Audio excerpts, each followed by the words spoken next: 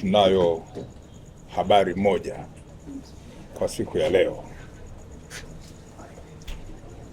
Mnakumbuka tarehe 30 Aprili mwaka huu wa 2026, Jeshi la Polisi Kanda Maalum ya Dar es Salaam lilianza uchunguzi wa kina wa mauaji ya mtu aliyejulikana kwa jina la James Rogers Temba, aliyekuwa mwanafunzi wa mwaka wa pili katika chuo cha usimamizi wa fedha maarufu kama IFM ambacho kipo hapa jijini Dar es Salaam. Na kama mnakumbuka, polisi Dar es Salaam ilitoa taarifa yake kwa umma tarehe 3 mwezi Mei mwaka huu wa 2026 kuhusiana na tukio hilo. Leo tarehe 13 mwezi wa 5 mwaka huu wa 2026, napenda tena kuwajulisha kuwa baada ya upelelezi wa kina, na nikisema upelelezi wa kina ninamaanisha upelelezi wa kitaalamu ambao unahusisha pia mamlaka zingine za kisayansi.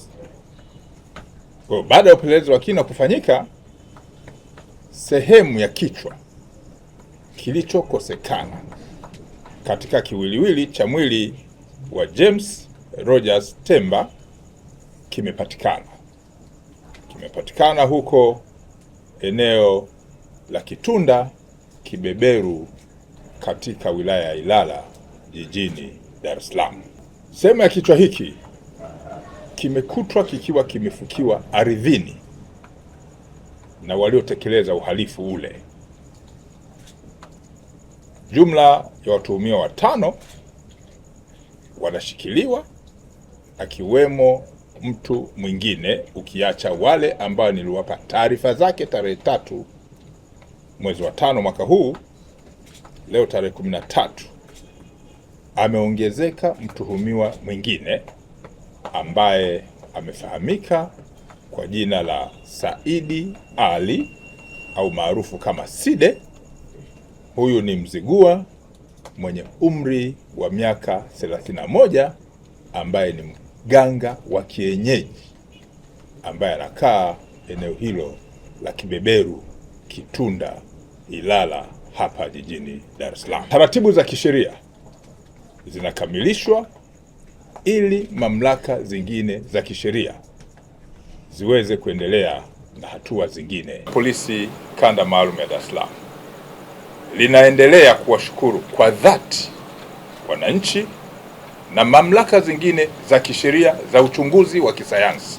Narudia, Jeshi la Polisi Kanda Maalum ya Dar es Salaam linaendelea kuwashukuru kwa dhati wananchi na mamlaka zingine za kisheria za uchunguzi wa kisayansi ambazo zimetoa na kuonyesha ushirikiano wao mkubwa na kuwezesha kupatikana kwa taarifa hizi za mafanikio katika uchunguzi wa jambo ambalo lilitokea.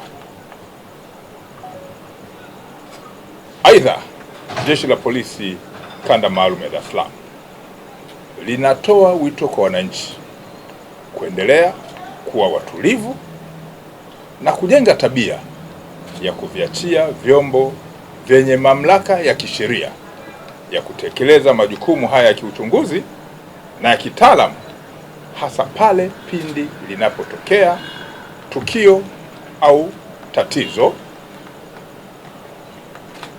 na kuwaomba kuacha tabia ya kutoa taarifa za upotoshaji zenye lengo la kuchelewesha upelelezi na kuzua taharuki.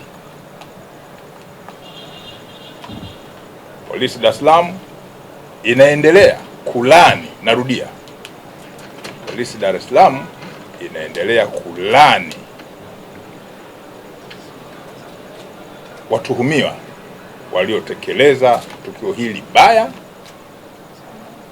na la kusikitisha, na litaendelea kufuatilia kwa karibu shauri hili na mengine ili kuona haki inatendeka dhidi ya watuhumiwa waliotenda tukio hili kubwa na baya kama nilivyolieleza.